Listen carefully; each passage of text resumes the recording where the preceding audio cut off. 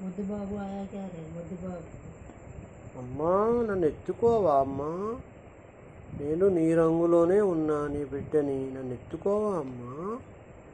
తమ్ముడిని ఎత్తుకున్నావు, నన్ను ఎత్తుకోకపోతే నాకు కోపం రాదా అమ్మా. తమ్ముడు అంటే నీకు ఇష్టం, నేనంటే ఇష్టం లేదా అమ్మా. అది నేను కూడా ఎక్కుతున్నా నీ పైకి. చెల్లి అమ్మా చూస్తాను ఇద్దరిని ఎత్తుకున్నావు, నన్ను ఎత్తుకోవా అమ్మా.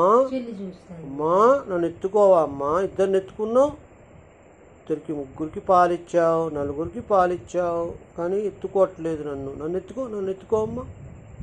అమ్మా నన్ను ఎత్తుకో. ఆగండిరా, మీరు ఎప్పుడు చికాకు చేస్తారు నన్ను. ఆగండి, ఎందుకు కంగారు పడుతున్నారు? అందరిని ఎత్తుకుంటాగా, ఒకళ్ళ తర్వాత ఒకళ్ళని, ఒకళ్ళ తర్వాత ఒకళ్ళని ఎత్తుకుంటారా? అరే చూడు తమ్ముడు, చూడు అది ఇప్పుడు తమ్ముడు ఎత్తుకున్నా కదరా. తమ్ముడు కోపం వచ్చిందిరా, రాడట. అది అన్నయ్య ఎక్కిండు, అమ్మ అన్నయ్యని ఎత్తుకున్నావు, తమ్ముడికి కోపం వచ్చి వెళ్ళిపోయాడు. అమ్మ తమ్ముడు దిగిపోయాడని అన్నయ్య కూడా దిగిపోయాడు. అరే ఏందిరా పరేషాన్ చేస్తున్నారు? పాలు తాగి నా మీద ఎక్కి ఆడుకుందామనా?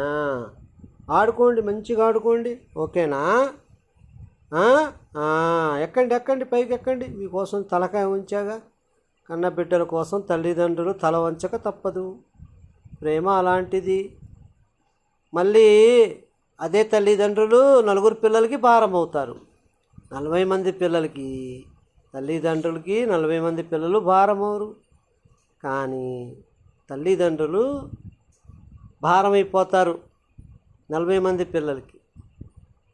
40 మంది ఉన్నా ఎవ్వరు చూడరు, అందరూ పంచుకుంటారు, వాటాలు వేసుకుంటారు. నెల నీ దగ్గర, నెల నా దగ్గర అని కదా. అవునరా, అమ్మ విలువ తెలియదు.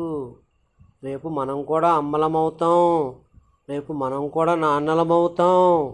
ఆ భయం ఉండాలి.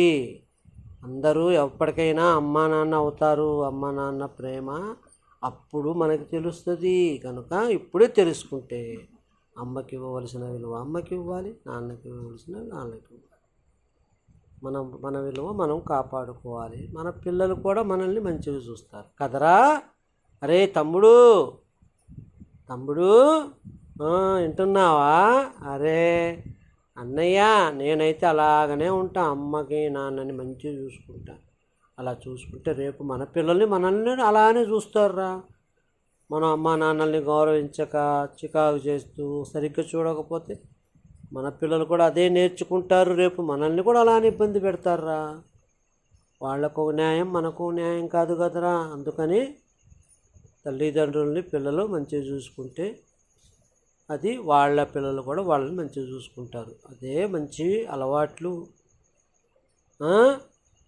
అరే తమ్ముడు, వింటున్నావురా? అది ఓకేనా? మన అమ్మని మంచిగా చూసుకుందాం, నాన్నని కూడా మంచిగా చూసుకుందాం, సరేనా? ఓకే ఓకే, జై హింద్.